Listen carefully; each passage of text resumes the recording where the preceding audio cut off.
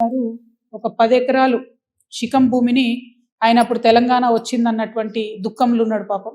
2014లో 11 రోజులు అన్నం తినలేదు. బాగా బాధపడుకుంటా ఏడ్చుకుంటా తెలంగాణలో ఒక 10 ఎకరాల శిఖం భూమిని ఆయన కొనుక్కున్నాడు. అప్పుడు కొనుక్కున్న తర్వాత ఏమైంది, ఆ కొనుక్కునే కన్నా ముందే చాలా చెరువులకు జనరల్గా ఫైనల్ చేసి మ్యాక్సిమం ఫ్లడ్ లెవెల్ అది డిసైడ్ చేయరు. కానీ ఈ పర్టికులర్ చెరువు పవన్ కళ్యాణ్ గారు ల్యాండ్ కొనుక్కున్నది కోడికుంట అనే చెరువు, సర్వే నంబర్ 706. దీంట్లో మొత్తం ఫైనల్ నోటిఫికేషన్ వచ్చింది. ఏ 10 ఎకరాలు అయితే ఆయన కొనుక్కున్నాడో అది శిఖం భూమి అని ఫైనల్ నోటిఫికేషన్లో ఇరిగేషన్ డిపార్ట్మెంట్ చెప్పి ఉన్నది. పవన్ కళ్యాణ్ గారు నిన్న మాట్లాడుకుంటే ఏమన్నారంటే, నా తప్పు ఉంటే అది శిఖం భూమి అయితే ప్రభుత్వానికి ఇచ్చేస్తాం అన్నారు.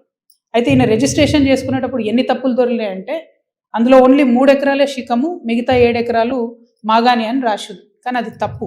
ఖచ్చితంగా రికార్డ్స్లో ఉంది. నేను ప్రభుత్వాన్ని డిమాండ్ చేస్తూ ఉన్నాను. ఇరిగేషన్ రికార్డులో 10 ఏకర్స్ శిఖం భూమి అని ఉన్నది. ఆ కాయిదాలు మా దగ్గర ఉన్నాయి.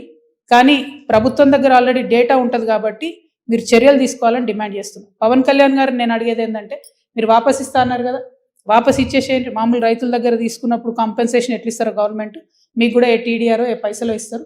అర్జెంటుగా వాపస్ ఇచ్చేసేయండి. మీరు కంచె వేసిండ్రు, ముందు ఆ కంచె తొలగించండి. శిఖం భూమిలో కూడా కంచె వేయడానికి ఉండదు. మీరు మట్టేసిండ్రు, ఆడ గోవులకు వాటికి వీటికి గ్రాసం వేస్తున్నా అని చెప్పారు. మట్టేసిండ్రు, ఆ మట్టి మొత్తం చెరువులో వేసిరు కాబట్టి అది కూడా తొలగించాలి. తక్షణమే మీరు వాపస్ ఇవ్వాలని చెప్పి నేను పవన్ కళ్యాణ్ గారిని డిమాండ్ చేస్తున్నాను.